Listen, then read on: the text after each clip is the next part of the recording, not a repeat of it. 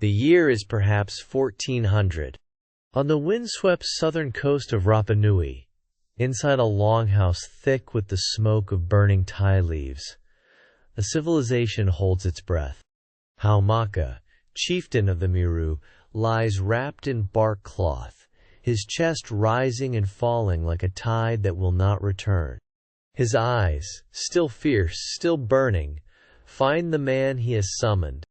Tuu-ko-ihu, master carver, keeper of stone secrets, kneels at the old man's side. Haumaka's hand, hardened by decades of island wind, closes around Tuku's wrist with the grip of volcanic rock. The charge is wordless but absolute. Carve something the gods themselves cannot ignore. A monument to outlast memory. A stone that breathes. Tukefano bows his head in solemn acceptance, not yet understanding the terrible weight he has just agreed to carry. Before the sun claims the sky, Tuu-ko-ihu moves alone through Rano Raraku's volcanic darkness. His bare feet know every ridge, every hollow of this sacred ground.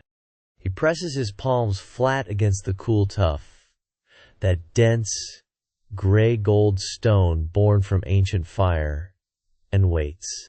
He is not searching. He is listening. The Miru believe the ancestors do not emerge from stone. They are already there, breathing in the compressed dark of centuries, waiting to be found by hands worthy enough to find them. Tuku reads the grain with his fingertips the way a priest reads omens.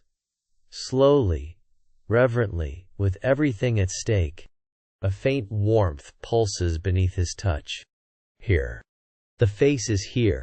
He traces the outline of a jaw, a brow, a dignity not yet visible to living eyes. Tomorrow, the chisels begin. But something else has already started. Dawn barely touches the crater rim when the work begins. Tuu-ko-ihu moves among his apprentices like a tide, directing hands, steadying breath. The basalt picks, toki, rise and fall in unison, their rhythm governed not by will alone, but by song. Ancient chants pulse across the quarry face, each verse timed to a strike, each rest a prayer.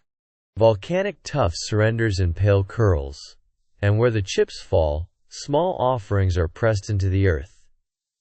Fish bone, red ochre, braided cord. The smell of crushed stone hangs thick and mineral in the morning air. Slowly, impossibly, a face begins to emerge from the mountain itself, as though the island is remembering something it has always known. But deep within the rock, hidden from every eye, something else is forming too. The Tuku delegation arrives at dusk, their cloaks of beaten bark cloth snapping in the salt wind off the Pacific. They carry no weapons. They need none. Their eyes move across the half-born giant with the deliberate patience of men who measure everything. Tuu-ko-ihu stands before them, hands still chalked white from the tuff, reading the architecture of their silence. Compliments are offered like blades wrapped in woven flax, smooth to the touch, lethal at the edge. The great statue, they suggest, might honor all ancestral lines, might carry many names. Tu absorbs each word without yielding, his expression carved as surely as the stone behind him. He gives nothing. But in the quarry's deepening shadow, hidden beneath a drape of pandanus matting, the crack waits, patient, widening, and about to change everything. The sound is almost gentle, a whisper beneath the stone, a breath released after centuries of waiting. Then the crack opens. It runs across the great chest of the unfinished figure like a wound, splitting the volcanic tuff in a jagged, irreversible line. Tuu-ko-ihu does not move. Around him, the quarry falls silent. Even the trade wind seems to pause. His apprentices lower their basalt picks. The ochre dust settles onto their shoulders like ash. He reaches forward and traces the fracture with one calloused finger, feeling its depth, its finality. Inside that hairline darkness lives the ruin of his chieftain's honor, the collapse of a fragile peace, and the weight of every clan on this small, wind-scoured island. What Tuu-ko-ihu does in the next breath will determine whether the stone becomes a monument or a confession. The volcanic dust settles like ash on a wound. Tuu-ko-ihu crouches before the crack, a dark seam splitting the ancestor's unfinished face, and turns a lump of crushed tuff between his calloused fingers. The paste would fill it. The ochre would conceal it. The moai would stand, magnificent and hollow, a lie dressed in stone. Beside him, old Makenu says nothing. He does not need to. His silence is an accusation older than language, heavier than basalt. The trade winds move across the quarry slopes, carrying the salt of the Southern Ocean, the smell of burning coral from the distant Ahu platforms. Tu closes his eyes. Every moai is a living ancestor, the Miru believe. To carve a lie is to murder a memory. He presses the paste to the crack and hesitates. What his hands do next will determine everything. The Ahu trembles with gathered breath.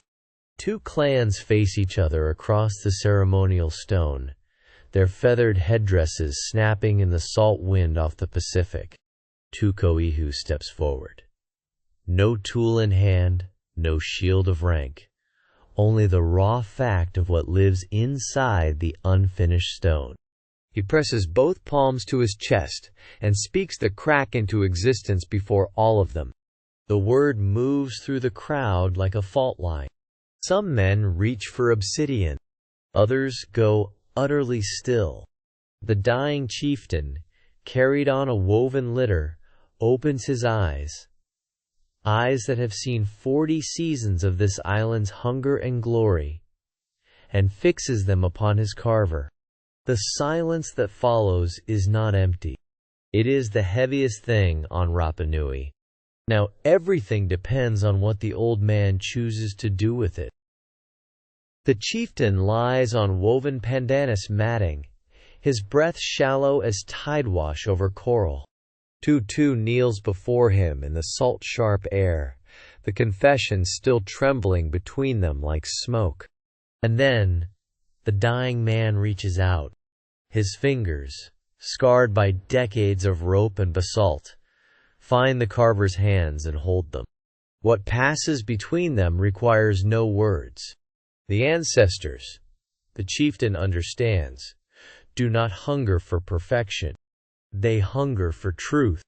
A flawed stone offered honestly is more sacred than a lie polished smooth. The crack is not a wound in the monument. It is the monument's soul made visible. Tuu rises slowly, the weight of his commission transformed into something he has never carried before: permission. Now he must return to the quarry, to the waiting stone, and finish what he began. They move it as one people. Ropes of braided hayapo bark, twisted by hands that once reached for weapons, now strain taut against the giant's torso. 200 men and women, Miru and Tupahotu alike, lean into the rhythm, rocking the colossus forward in a slow, swaying walk across the scorched grass. The ground trembles beneath each heave. Sweat darkens their bark cloth wrappings. The scar on the moai's chest catches the afternoon light, no longer hidden, no longer shameful, but worn openly, like the mark of something survived. Volcanic dust rises in pale clouds. Seabirds wheeled overhead, startled into flight by the deep, grinding moan of stone kissing earth. For one exhausted, luminous afternoon, the island holds its breath together. But the Ahu platform waits, and not everyone who watches from the cliff tops is pulling a rope. The great ancestor stands at last, 40 tons of volcanic breath, risen from the mountain's wound. Where the crack once threatened everything, white coral now blazes in a lightning bolt scar across the statue's chest, brilliant against the gray tuff in the slanted Pacific light. Tuu-ko-ihu does not look away from his work.